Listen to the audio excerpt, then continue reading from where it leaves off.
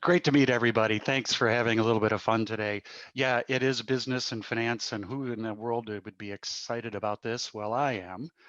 However, I don't anticipate that you would be as excited about it as I am, but maybe a little bit. That once we learn things, we get quite excited because then it starts to make sense, and that's that's a good dopamine thing. So I'm really delighted to be here.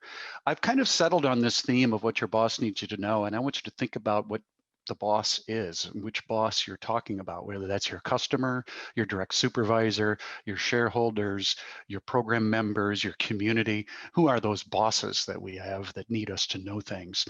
And when you do know them, what do you think it means that you should do? Because now that I know, there is an expectation that I should do. So think about that as we go through our day today. But I'm delighted to be a part of this. So thanks again to Barb and the entire team at Kirkwood for inviting me in. So let's go through a few things, shall we? I'm going to start this off like I do sometimes with some of my client business leaders. So put your hat on that you might be one of your internal stakeholders at your own organization and ask them this relatively challenging question. Hey, executive, when was the last time you were bored in a training seminar? It might get their attention because it probably was the last time they were in a training seminar. Unfortunately, all too often, that's what our learners experience. Too often, I think. Here's a picture of one of my training seminars. They are most assuredly not bored. And frankly, this was the morning of our second day of 2 days of 12-hour days. So second day, so they're about 14 hours in. How about another provocative question? Let's try this one. Hey, executive, what have you used from that last PowerPoint we presented to you?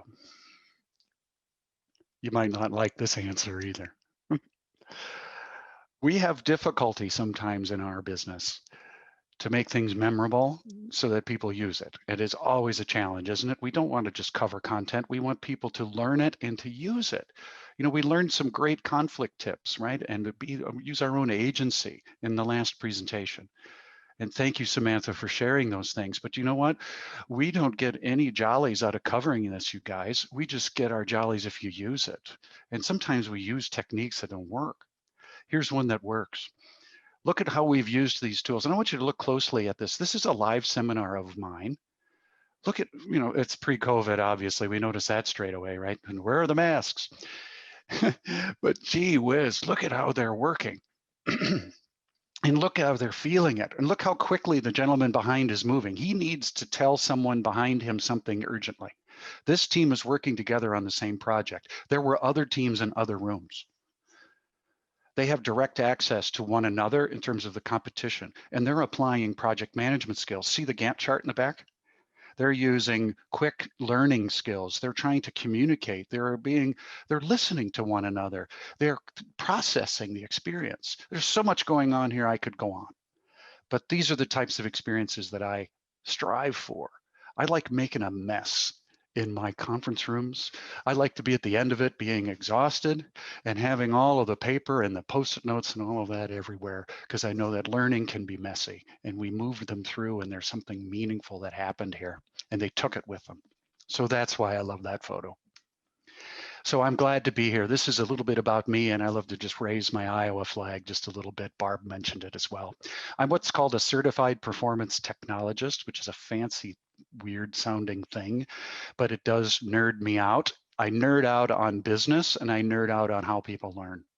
And I want to get those two things together. So I'm in that space between leadership competency and business result. I've done them both. I've worked in business schools. I've also worked in communication skills and soft skills workshops, assertiveness training. I've helped managers do performance reviews. I've actually led seminars in conflict and conflict management. So I know those soft skills are so critical, but I like to be in that space about the why. So my passions are learning and how it happens.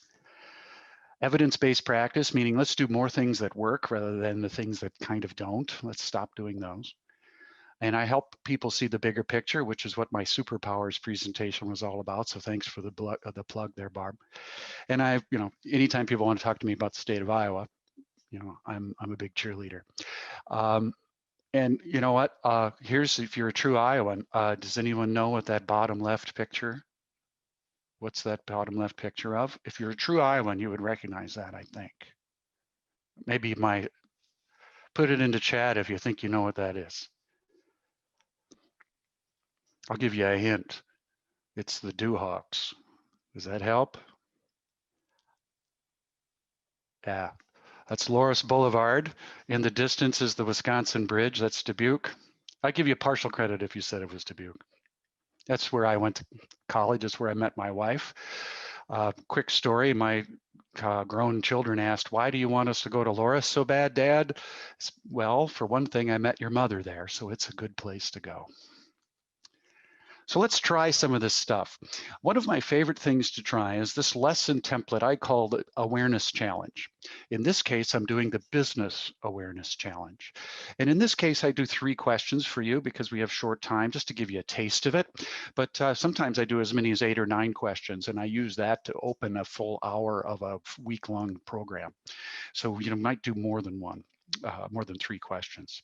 So let's try it. On a piece of paper nearby, grab a piece of paper, write down your personal answers to these 3 questions. And I will be quiet while you jot down what you think might be the answers. And oh, by the way, I know if you're using the Google, I could see the usage go up. So just use your head, all right? No need to go to the Google or any other thing. Just, if you don't know the answer, say, I don't know. Go on to the next one. Hey, Dan, while people are putting their answers, Lori wants to know, was Loris all male when you went there, or was it co-ed? It was co-ed. They went co-ed in 1970. The first woman who enrolled was one of my advisors and mentors in the communications program, Chris Apple. Sorry, I could go there. Bring it. I got stuff, whatever that is. I got a lot of it. It's bouncing around in here, and I don't even remember what I'm supposed to. Where's my coffee cup? But I do know that stuff.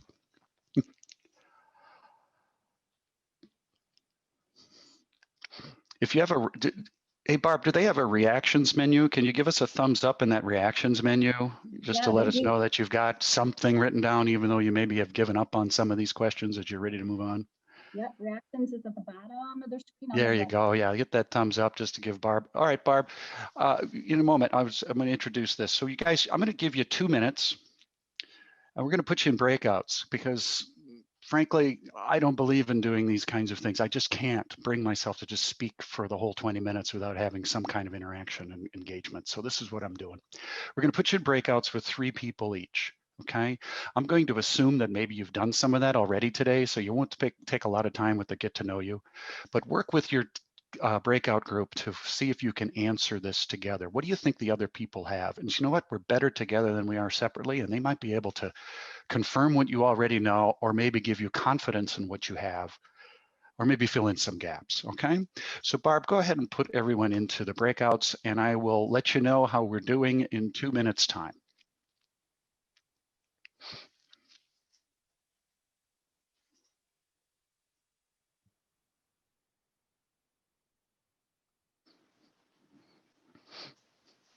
You have to join those breakouts. We know if you don't, and there's public shaming.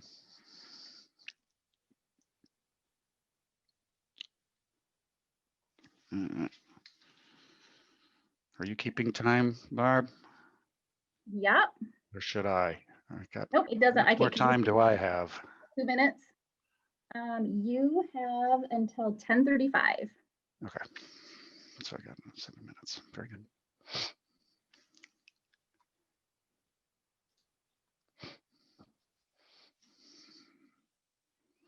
So the people that haven't joined, do they have a good reason that they didn't?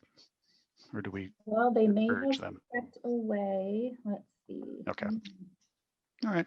I've got one person that was by themselves in a room, but I just moved her to, or the only one that had joined, so I just moved her so that we have. Okay. Yeah, so at least there's nobody. That's what you're right. You read my mind. I'm like, maybe they're sitting there with nobody to talk to. Right. Yeah, that was bad. Hi, Kylie.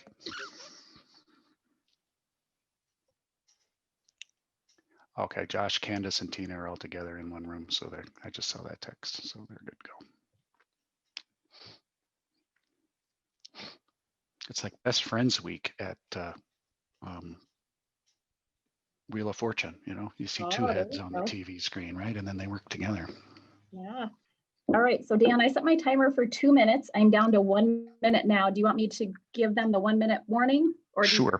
Yeah, give them a 1 minute warning. And how long is it set to bring them back? Once you push the bring it back? Yeah, once I push that, they get 1 minute to come back. Yep. Sounds good.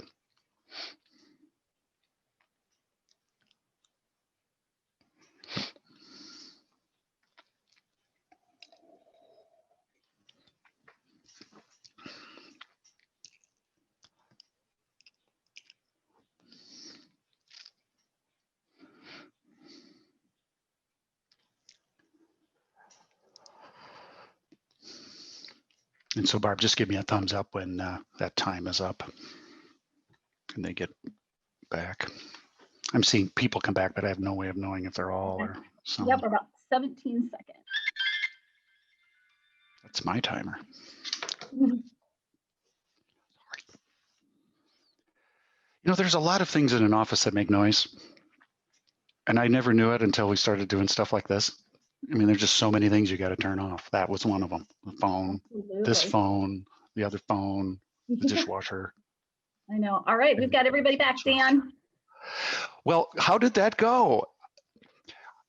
I know we don't have time for everybody to share, but probably what occurred was, oh my goodness, some of you, oh my goodness, I don't know the answers to these, and I should. If you had that experience, I should know this and I don't, then you know that you've got a good question in the business awareness challenge or in this awareness challenge exercise. So take this content out and drop in your own, put in some facts, put in some business information about your own organization, and people will go, yeah, I probably should know this and I don't. So now they're ready. And you know what? When we do learning, people need to pay attention. That's how you get their attention. Now they're ready to learn because wait a minute, I didn't know this and I should. And now you can fill it in and now they're more receptive. So it kind of prepares the beachhead, if you will. I use these kinds of questions all of the time. I use different kinds of questions. Sometimes I put questions like, can you name the core values of our organization? Especially in a retreat or something with the executives are there. And now we got their attention because they're supposed to remember them. They're on the wall behind and they forgot them, right? So you want to show your stakeholders what people have learned so that your stakeholders are reassured that they made a good decision to have you do this, right? So let me tell you that. There's another tip for you. Okay, so let's go through these real quick, shall we? 3 levels of profit. I teach about gross, operating, and net. Gross, operating, net. Now, sometimes the language is a little different. Sometimes you call it contributions instead of gross, fine. Sometimes we add an extra one like EBITDA or one of those other E's, EBIT, EBITDA, EBITDA, adjusted EBITDA. Sometimes we throw those around in our organizations. So if you add EBITDA, now here's the acronym to help you guys remember. Remember, your money is gone. Gross operating net EBITDA, GONE. Yeah. That kills all the accountants in the room laugh at that joke. What's the deal with inventory? You want more, less, or what? Here's what we teach. It isn't about how much. People get the wrong idea when we are trying to attack our inventory levels. They get the wrong idea. They think, oh, too much is bad. No, it's how fast is it moving? It needs to not be here very long. So even we have huge stockpiles right now. We have lots of inventory in our cooperatives of grain. Look at the stacks. All the bins are full. There's piles everywhere. Oh my gosh, we have so much. No, it's not going to be here very long. Heck, by the end of the winter, it's going to be shipped out because it should be.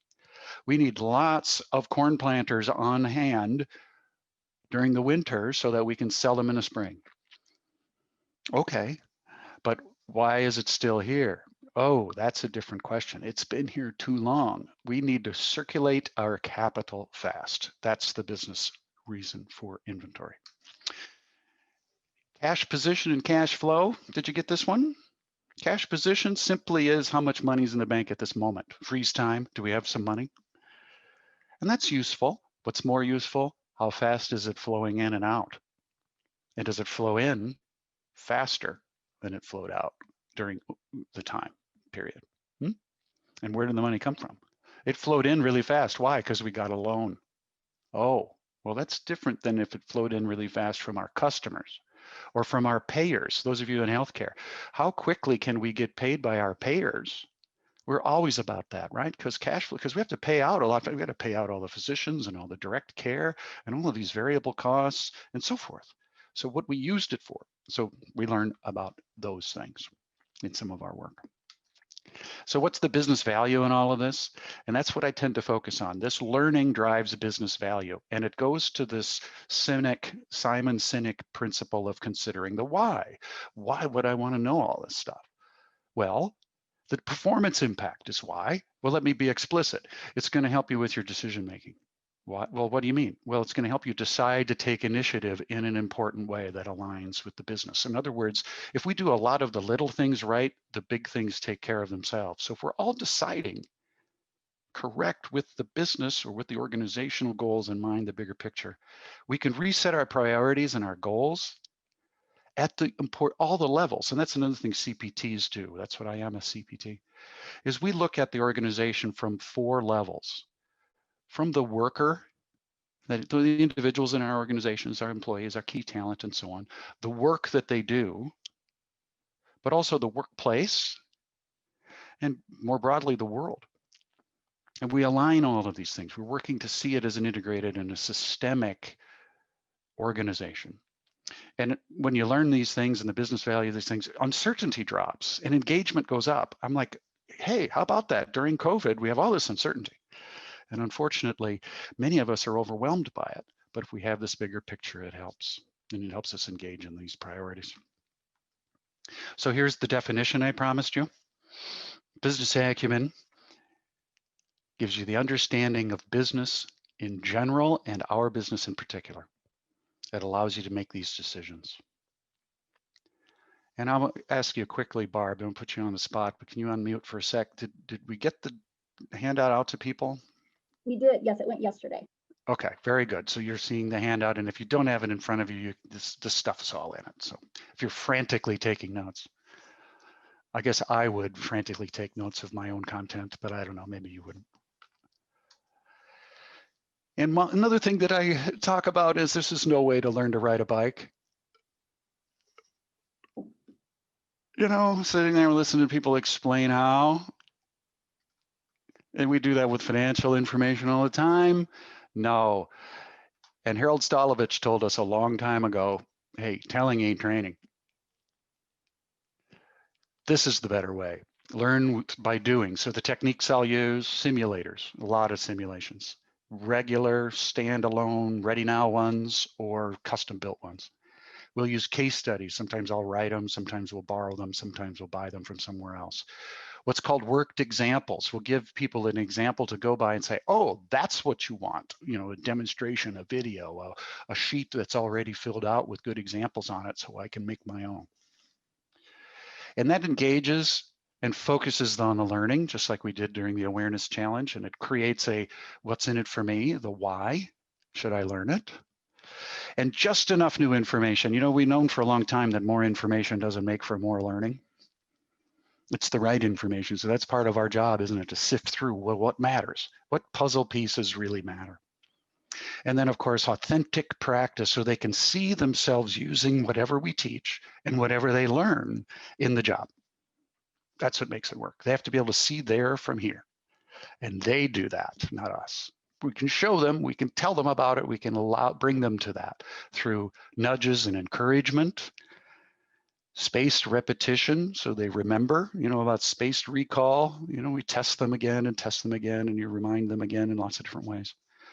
And that's all about that application. So these are the things I'm passionate about as we learn about the business. So it's useful and they can take it away.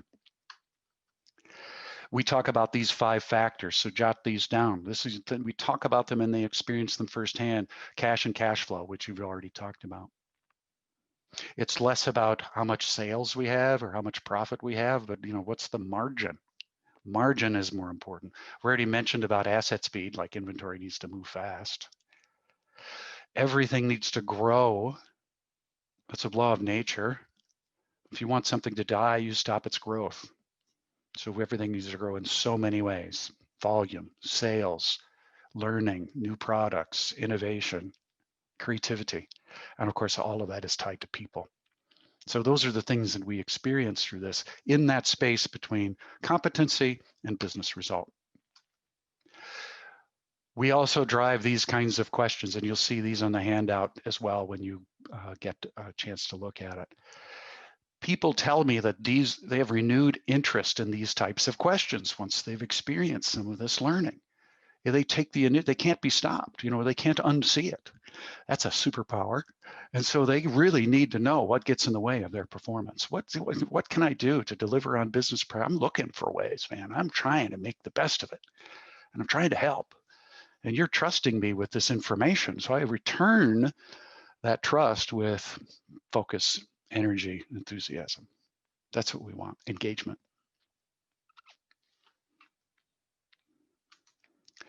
So that's a little bit about me and what I do and what I'm passionate about. If you send Barb an email, I will respond from Barb, and Barb will share with you this not very intimidating 70-page primer on some of these principles that we were learning today. Everything you need to know it's a very high sounding title, Everything You Need. Well, it kind of is. And it's about this kind of stuff for people like us who maybe didn't have a finance degree, who are not accountants, who are not working in those departments. But we do need to serve those areas and drive business value. So ping Barb an email, and I will follow up with a PDF for you. Did I say that this is a great little primer? It is.